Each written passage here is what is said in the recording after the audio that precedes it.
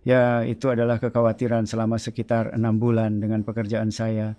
Tapi dia mulai perlahan-lahan mulai membaik dan kemudian saya pikir kami tenang dan itu menjadi jauh lebih baik. Bagaimana perasaan saya saat ini, Tidak banyak berubah karena dia masih banyak membantu saya dalam aktivitas saya, apa yang saya lakukan. Dan saya merasa Anda tahu, saya cukup puas dengan apa yang terjadi. Anda tahu sejak dia membaik.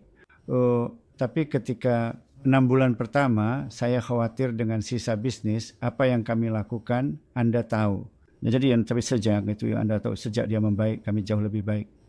Jika saya harus memberi saran kepada seseorang, saya akan mengatakan jangan menyerah. Semuanya akan baik-baik saja, Anda tahu, semuanya akan menjadi baik. Dan Anda tahu, saya pikir begitu Anda menyerah, itulah caranya. Anda akan jatuh, tapi Anda tahu. Itu akan menjadi saran saya, jangan menyerah. Setelah saya tahu bahwa suami saya mengalami stroke, saya merasa sangat khawatir dan juga saya sangat tertekan dan saya merasa sangat lelah berlari ke rumah sakit dan kembali ke rumah untuk mengurus rumah dan melakukan semua hal yang dia lakukan sebelumnya. Saya harus mengambil alih beberapa pekerjaan yang dia lakukan sebelumnya, seperti merawat kebun dan membawa mobil untuk diperbaiki untuk perawatan.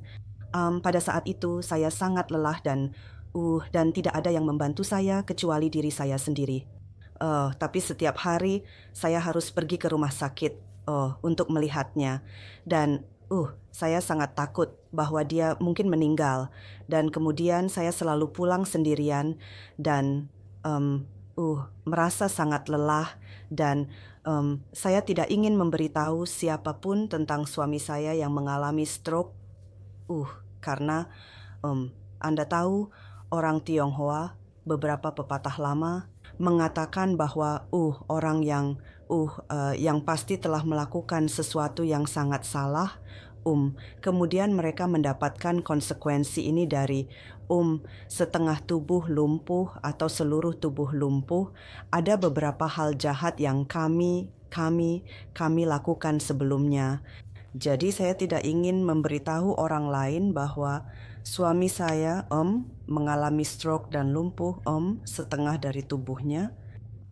Saya ingin memberi saran bahwa sebagai pengasuh, kita harus sangat peka. Sebagai pengasuh, saya pikir hal terpenting yang harus kita lakukan adalah memantau dengan cermat situasi dan kondisi penyintas stroke. Pengasuh, mereka juga sangat lelah dan sebenarnya, satu anggota keluarga yang sakit itu membuat seluruh keluarga tidak bahagia dan juga membuat seluruh keluarga lelah dan pengasuh harus menjaga diri mereka sendiri juga dan tidak hanya menjaga penyintas stroke.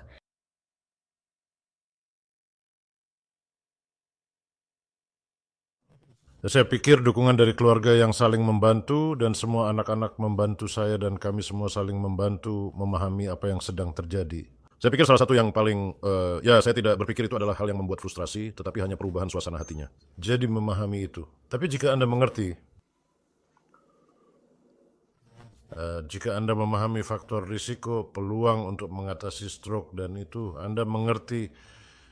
Jika Anda memahami stroke sedikit lebih baik daripada sebelumnya, saya pikir, Anda tahu, Anda dapat mengatasi masa-masa yang disebut depresi dan masa-masa frustrasi dan itu, ya. Dan melalui, seperti yang saya katakan, melalui dorongan-dorongan positif daripada negatif. Saya benar-benar tidak terlalu stres karena saya tuh harus tetap positif karena bukan saya yang terkena dampaknya, itu adalah istri saya.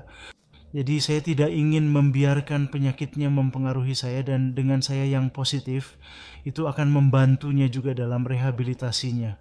Apa yang saya temukan dengan istri saya adalah bahwa Anda tahu kadang-kadang saya harus selalu mengawasinya untuk mendorongnya.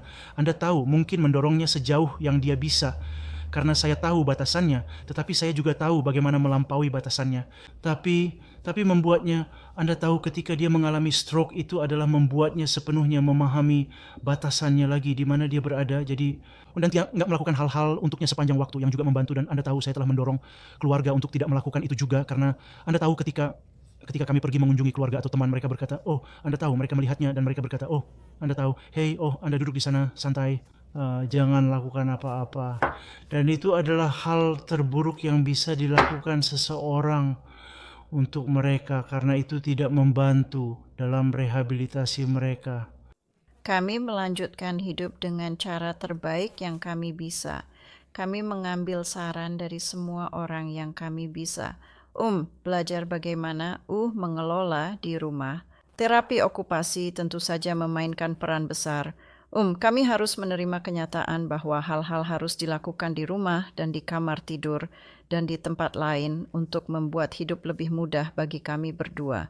Fakta bahwa Bill berhak mendapatkan 2 bulan setiap 2 minggu setiap 3 bulan istirahat, dan pada awalnya saya pikir saya tidak membutuhkannya, dan kemudian tentu saja tidak lama sebelum saya menyadari bahwa Anda sangat bodoh jika tidak menggunakannya dan menerimanya apa adanya. Karena itu tidak hanya memberi saya istirahat dari Bill, itu memberi Bill istirahat dari saya. Yang saya temukan adalah hal yang cukup baik, karena ketika kami kembali bersama lagi, kami seolah-olah memulai dari awal. Kami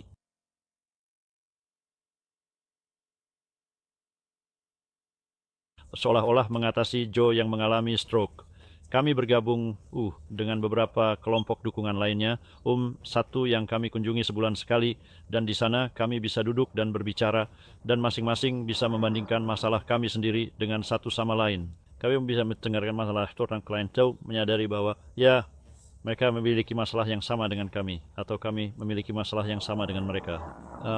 Kelompok lain yang kami kunjungi itu adalah pagi sosial. Kami bisa berbicara satu sama lain, kami berbicara dengan orang-orang stroke lainnya, dan membantu mereka, dan kami bisa melihat bagaimana kadang-kadang bagaimana pengasuh mereka membantu untuk orang-orang mereka yang mengalami stroke. Saran terbaik yang bisa saya berikan kepada seseorang yang pasangannya mengalami stroke adalah lakukan apa yang mereka tidak bisa lakukan, tetapi jangan lakukan apa yang mereka bisa lakukan, dan biarkan mereka melanjutkan sebagai bagian dari fisioterapi mereka untuk diri mereka sendiri. Biarkan mereka melakukan apa yang mereka bisa lakukan. Itu adalah harus mundur dari mereka dan melihat apa yang terjadi pada diri Anda sendiri. Jika Anda tidak melakukannya, Anda akan seburuk mereka. Sejauh aturan dan peraturan di dalam rumah, pada hari-hari awal, saya memang memiliki masalah dengan teman dan kerabat yang selalu mencoba membantunya.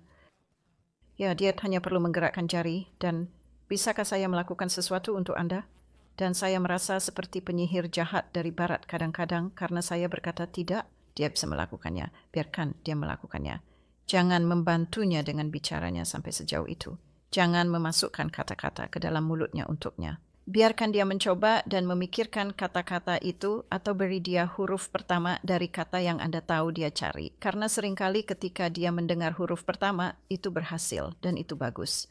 Ada perubahan kepribadian yang jelas. Kami harus menerima itu. Hal-hal emosional cukup kuat di awal.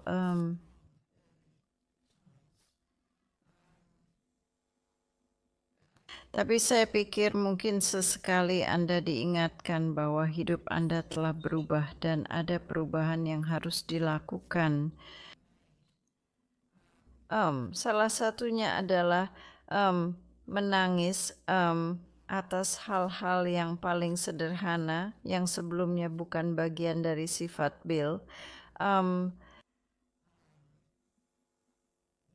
Menjadi kesal, tetapi dengan cara yang benar-benar berbeda. Kita semua kadang-kadang merasa kesal, tetapi sekarang itu terjadi lagi atas hal-hal sederhana. meledak, bisa dibilang begitu. Dan kait seperti selesainya 16 hal yang sama. Andai Anda membalas sampai Anda belajar dan memahami bahwa itu semua adalah bagian dari penyakit. Mereka tidak bisa mengendalikannya. Itu dan juga hal lain ketika saya memikirkannya adalah mengumpat. Ya, itu cukup mengejutkan mengetahui bahwa itu bisa terjadi pada seseorang yang biasanya tidak melakukannya. Tapi itu terjadi, dan sekarang jika dia melakukannya, alih-alih saya menggerutu dan berkata, jangan lakukan itu, sekarang kami menertawakannya. Kami menertawakan semua hal itu sekarang. Dan saling berpelukan dan berkata, ya, itu kata yang berbeda. Saya tahu Slam tidak mendengar yang itu